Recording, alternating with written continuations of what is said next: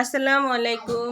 কাছে কিংবা দূরে যেখানে আছেন, আশা করি আল্লাহর অশেষ রহমতে সবাই ভালো আছেন। আর আলহামদুলিল্লাহ আমিও ভালো আছি।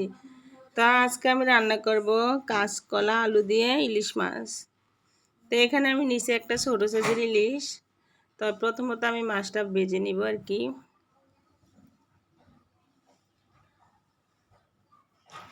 আর ইলিশ মাছ আমাদের খুব কম খাওয়া হয়।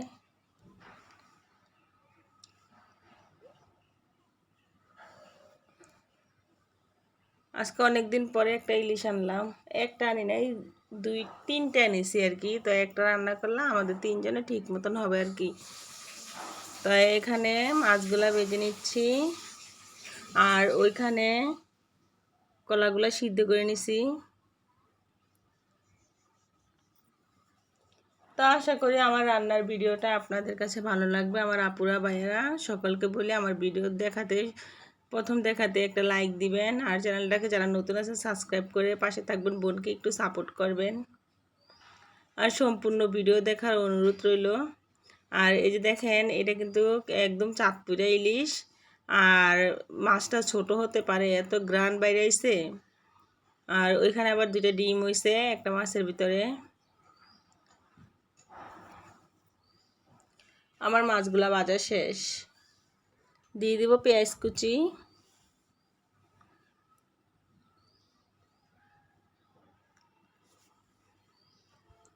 আর পেঁয়াজ কুচি ভাজা হলে এখানে দিয়ে দিব একটু লবণ।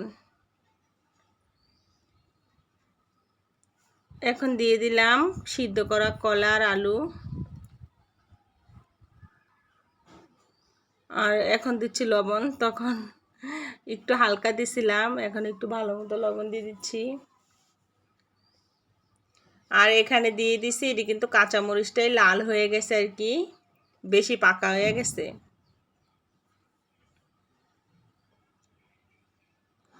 আর ভালো মতো লবণ আর তেল একসাথে মিশিয়ে নিলাম। দিয়ে দিলাম হলুদের গুঁড়া 1 চা চামচ। তেলের উপরে ভালো মতো কষিয়ে নিব।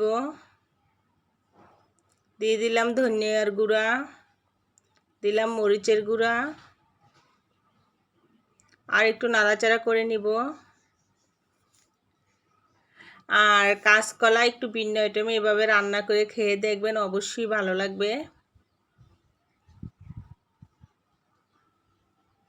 আর একটু ভালো মতো নাড়াচাড়া করে মিক্স করে নিচ্ছি।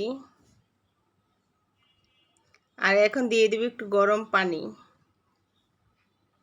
গরম পানি দিয়ে নাড়াচাড়া করে দিয়ে দিব ঢাকনা।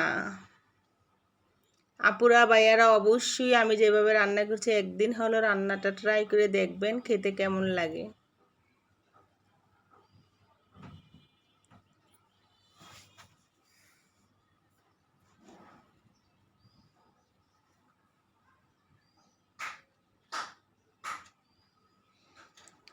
ঢাকনাটা তুলে আর একটু নাড়াচাড়া করে দিলাম।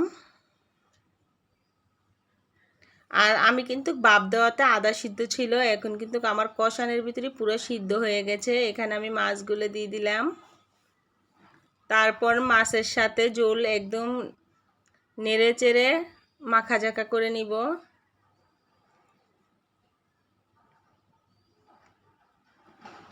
আর কাঁচা কলা তরকারির ভিতরে ঝোল রাখলে কিন্তু পানসা লাগে, ঝোল রাখতে চেষ্টা করবেন না, একটু শুকনো শুকনো রান্না করতে চেষ্টা করবেন।